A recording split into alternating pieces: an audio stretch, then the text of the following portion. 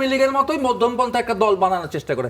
আসলে আওয়ামী লীগ মধ্যমপন্থার দল ছিল না, আওয়ামী লীগ একটা ডানপন্থী দল ছিল এবং এনসিপিও তার বিকল্প হিসাবে নতুন ডানপন্থী দল হিসাবে দাঁড়ানোর চেষ্টা করছে। তারা আসলে ডানপন্থাও ঠিক মতো বোঝে না, বামপন্থাও তারা ঠিক মতো বোঝে না। এই যে এনসিপির নতুন দলগুলো ডানপন্থী জোট বা আদর্শিক বিচ্যুতির কারণে অভ্যন্তরীণ কন্দলে পড়ছে, এমনটা দল ত্যাগীদের বক্তব্যে বেশিরভাগ সময় উঠে আসছে। এই ব্যাপারে আপনার মন্তব্য জানতে চাই।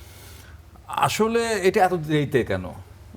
এনসিপি ডানপন্থী না এনসিপি মধ্যমপন্থায় থাকবে, নাকি এর মধ্যে যে ডানপন্থী বিচ্যুতি ঘটতেছে, ডান দিকে সে সরে যাচ্ছে, এটা তো অনেক আগে থেকেই বোঝা যাচ্ছিল। প্রথম কথা হচ্ছে এনসিপি যে জায়গাটায় একেবারে ব্যর্থ হয়েছে, সেই পন্থা নির্ধারণে ব্যর্থ হয়েছে। ডানপন্থা আর বামপন্থা এটা আসলে কিসের ভিত্তিতে নির্ধারিত হয়? এখন ঘরেই হবে বিয়ে বাড়ির পোলাও, যদি থাকে আকিজ এসেনশিয়াল সুগন্ধি চিনি গুঁড়া চাল।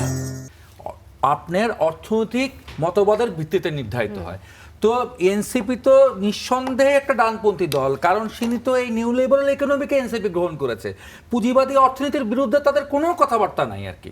ঠিক আছে, তারা আসলে ডানপন্থাও ঠিক মতো বোঝে না, বামপন্থাও তারা ঠিক মতো বোঝে না, কিন্তু এই কারণে তারা হচ্ছে কি একটা প্রবলেমের মধ্যে পড়ে।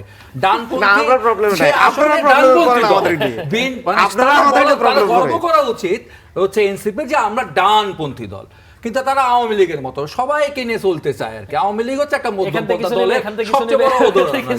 সে জামাত থেকে নেয়, সে মুসলিম লীগ থেকে নিচ্ছে, হেফাজত থেকে নিচ্ছে, কমিউনিস্ট পার্টি থেকে নিচ্ছে, সবার কাছ থেকে নিয়ে গেছে। আওয়ামী লীগের মতোই মধ্যমপন্থা একটা দল বানানোর চেষ্টা করে। আসলে আওয়ামী লীগ মধ্যমপন্থার দল ছিল না, আওয়ামী লীগ একটা ডানপন্থী দল ছিল এবং এনসিপিও তার বিকল্প হিসাবে নতুন ডানপন্থী দল হিসাবে দাঁড়ানোর চেষ্টা করছে আর কি। এই কথাটা হচ্ছে বাস্তব সত্য।